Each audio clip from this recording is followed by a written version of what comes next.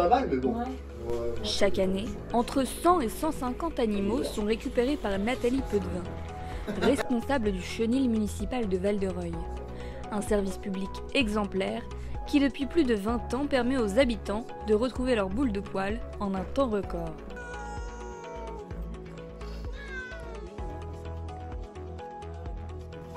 Ce matin, elle est venue à la rescousse d'un jeune chat. La veille, il est arrivé chez des habitants de l'écoquartier avec un œil dans une situation critique.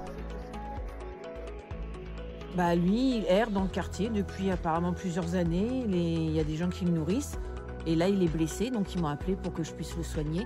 Et donc moi, par la suite, je vais essayer de lui trouver une solution. Et c'est un chat qu'ils m'ont déjà signalé il y a plusieurs mois. Mais je fais par priorité parce que j'ai trop d'appels. Et lui, mal, plutôt en bon état. Et c'était pas l'urgence. Là, il devient l'urgence parce qu'il est blessé. L'urgence, pour moi, c'est les animaux en mauvais état de santé. Très très mauvais état de santé. Les mamans et les bébés. Ça, c'est ma priorité. Et les animaux extrêmement agressifs vis-à-vis de l'humain. C'est dans un lieu d'accueil sécurisé, à l'ombre des regards, que les animaux errants, blessés ou dangereux sont emmenés dans l'attente de retrouver leur propriétaire. Jouets, balades, croquettes, soins, une vingtaine de box et places diverses pour chiens et chats sont soigneusement aménagées. Un animal qui a été vu, soit suite à des situations, parce que je travaille aussi avec les services sociaux, les polices, les huissiers, les logeurs, donc suite à des fuites de logement, enfin des gens qui quittent le logement pour je ne sais quelle raison.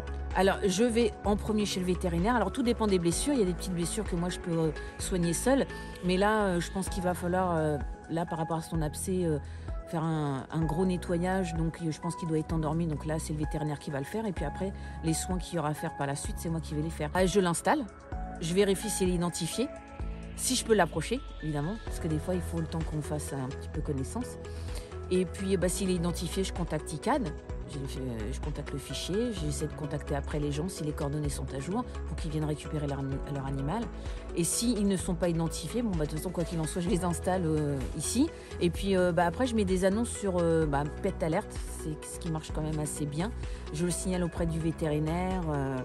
Et on fait chien, chat, nac et aussi les animaux de troupeau.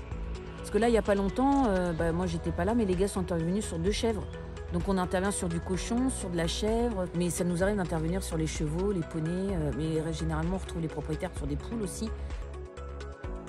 En moyenne, 50% des chiens sont restitués à leurs propriétaires.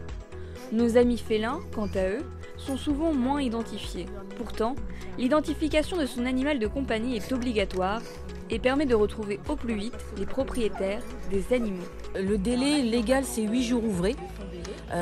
Seulement, avec le contexte actuel et déjà depuis un moment, comme je suis en attente de place au niveau des refuges, il reste souvent plus longtemps, le temps que des places se libèrent en refuge. Parce que je suis obligée de travailler avec beaucoup de refuges et d'associations pour essayer de trouver des places à tout le monde.